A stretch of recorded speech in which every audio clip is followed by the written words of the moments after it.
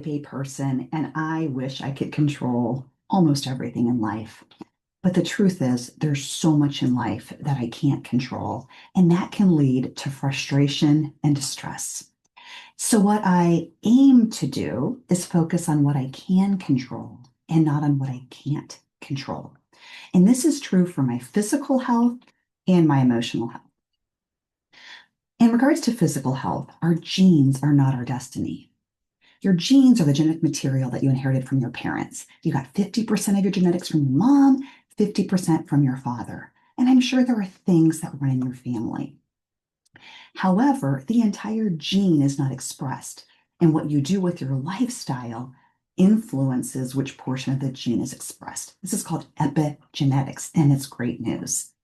Because if your dad had heart disease or your grandma had Alzheimer's disease, that does not mean you are destined to follow in their footsteps. What you do in regards to the five modifiable lifestyle factors matter.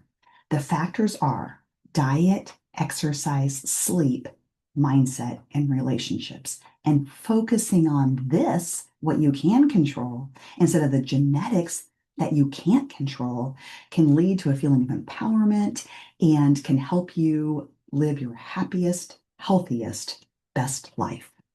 So don't worry about what you can't control. Worry about what you can control when it comes to your health.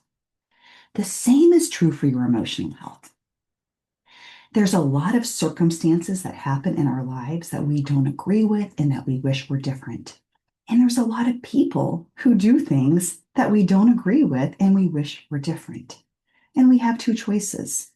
We can dwell on it, we can gripe about it, we can complain about it, we can get other people to agree with us, or we can control what we can control.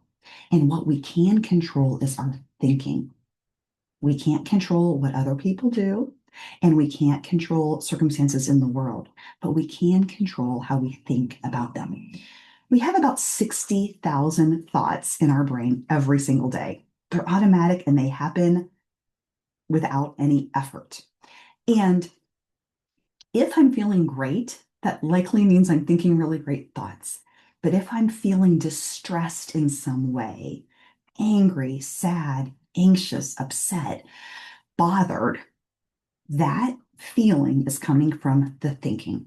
And so I like to examine what I'm thinking and think about, can I think about it any differently, right? Because there's so many different ways to view things.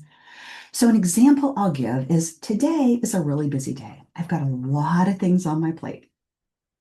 And that often leads me to feeling overwhelmed. And so I find myself feeling kind of anxious and overwhelmed.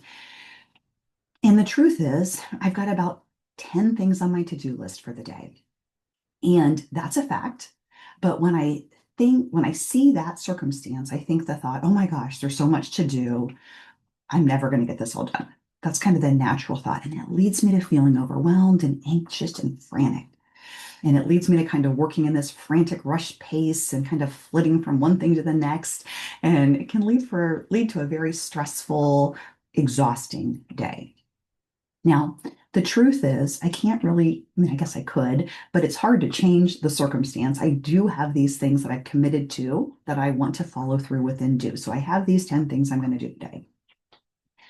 But instead of thinking, oh my gosh, there's so much to do, I'm so overwhelmed, I can choose to think, I can do this. I'm going to tackle these things one at a time.